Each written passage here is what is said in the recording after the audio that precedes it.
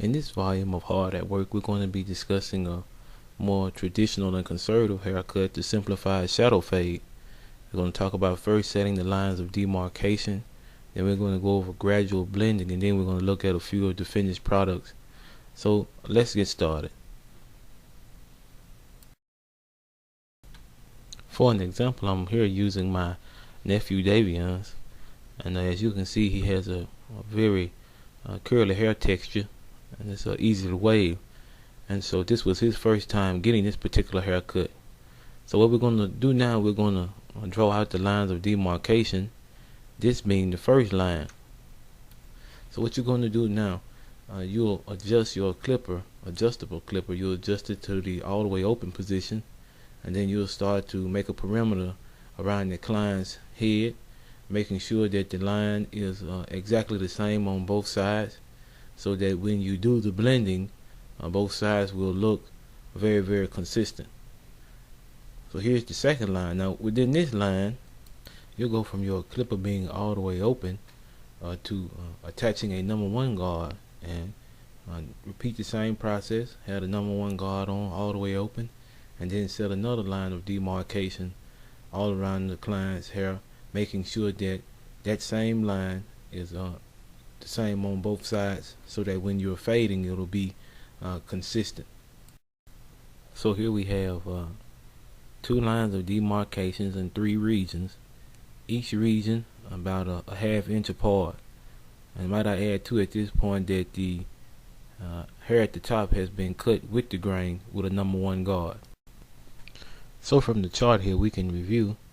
We would start off with the first line of demarcation with the adjustable clipper all the way open, and we go around in the same symmetry, making it even on both sides, and then we attach a number one guard and make it all the way open, and then repeat the same process with a symmetric line all around the client's head. So now that we have the lines of demarcation, I think it's only appropriate for me to go into some of the techniques that would be used during this haircut.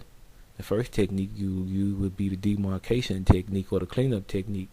So what you do, you go in at a 90-degree angle with your clipper resting against the client's hair, and you would go up and down so as to clean up the excess and to make a distinct line of demarcation. But please note now that that technique is only to clean up, to remove hair, to set lines of demarcation. If you employ this technique in the midst of your haircut, it will leave you with a line of demarcation that you cannot remove. And so it would be better not even to place a line there that you have to fade out, instead of going into work and sweating and trying to remove that line of demarcation that you put there in the first place. So the technique that you want to use the fading and the tapering technique, the second technique. And as you can see from the diagram, it gives you a gradual fading result, because you're not going in at 90 degrees with the clippers flush to the client's hair. What you're doing, you're coming in and you're flicking away, and so it's giving an angle to the hair that you're cutting, and giving it that angle, it gives the perception that your hair is gradually fading away to nothing, and that's exactly what we want.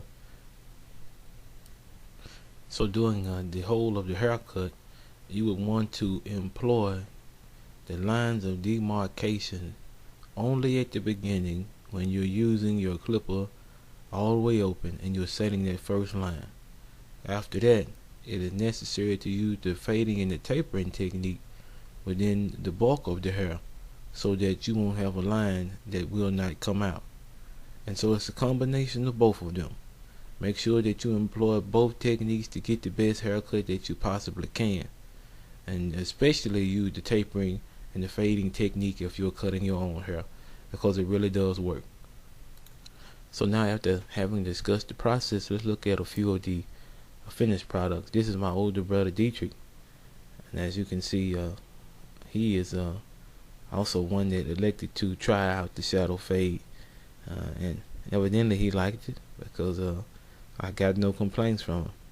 And here again is my nephew Christian, and once again he too elected to get the shadow fade. One thing you'll notice about that too is that right after you get finished with the shadow fade, finish performing the haircut, there's enough hair left on the side to be edged up, and that's why it's so traditional and it's so conservative, because you're not completely bald on the sides. You still have some hair, and it's still visible. And once again, this is Davion's, and I think out of all three of them, I think he liked it the best, because it really served to accent the fact that he had wavy hair, and so that absolutely was not a problem for him. And I hope that this small tutorial was helpful to you, and maybe you can use some of these techniques while you're cutting.